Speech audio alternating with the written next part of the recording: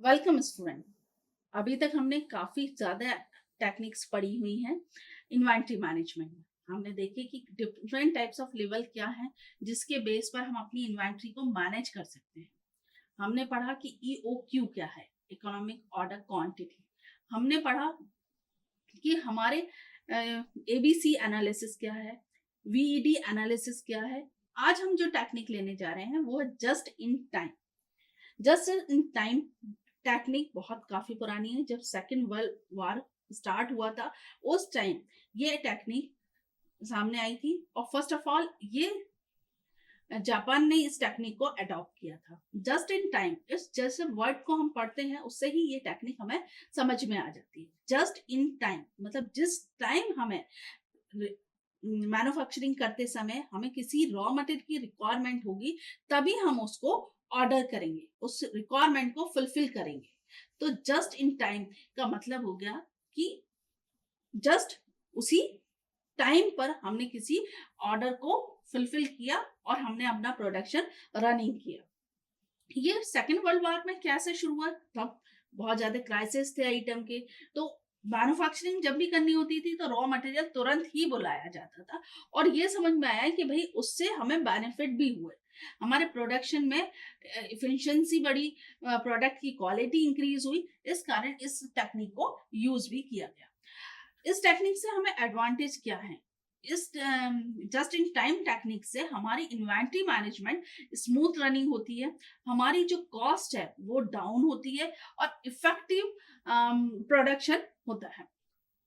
हमारी जो ware house की कॉस्ट होती है वो भी रिड्यूस होती है, क्योंकि हमें रॉ मटेरियल को कोई मेंटेन नहीं करना है। जो रॉ मटेरियल हमारे पास अवेलेबल है वो जस्ट हमने बुलाया और उसको यूज कर दिया। तो इससे हमारे प्रोडक्ट जो वेयर हाउस है वो भी कॉस्ट भी रिड्यूस हो जाती है। हमारी जो इफिशियंसी है वो इम्प्रूव होती है, क्योंकि हमारा प्रोडक्शन रनिंग में ही है, लेस मटेरियल ओवरहेड्स होते हैं हमारे, तो इफिशियंसी भी हमारे इंक्रीज होती है। जो हमारे पास कॉस्ट है वो भी रिड्यूस हो जाती है टाइम टू टाइम। हम अपनी जो कॉस्ट, कैरिंग कॉस्ट लग रही थी हमारी, वो भी रिड्यूस होती चली जाती है।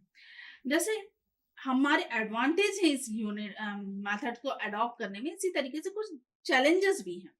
वो फर्स्ट ऑफ ऑल हमारा चैलेंज हम फील करते हैं कि जो हमारी सप्लाई चेन है, सप्लाई चेन में क्या होता है कि हम एक मटेरियल, जब हमें रॉ मटेरियल है उसको हम सेकंड उसमें भेजते हैं, फिर थर्ड स्टेप, फोर्थ स्टेप पर भेजते हैं, तो वो सप्लाई चेन में प्रॉपर कम्युनिकेशन होने में थोड़ा सा चैलेंजेस हम फील करते हैं, क्योंकि हमने रॉ मटेरियल को बुलाया और फर्स्ट स्टेप पे पहुंचा, तो वो सेकंड और थर्ड में जाने में थोड़ा सा कम्युनिकेशन गैप भी हो जाता है। तो ये एक फर्स्ट हम चैलेंज फील करते हैं सप्लाई चेन का। सेकंड जो हम चैलेंज फील करते हैं वो डिफिकल्टी होती है हमें रीवर्क ऑर्डर करने में, कि भाई हमें अगर किसी चीज की रिक्वायरमेंट है और हमने तुरंत उसको रिप्लेस किया या इमिजिएटली हमने उसको है ना चेंज करने का किया, तो वो पॉसिबल नहीं हो पाता है, क्योंकि हमारा प्रोडक्शन रनिंग है। तो ये भी एक चैलेंज हम फील करते हैं।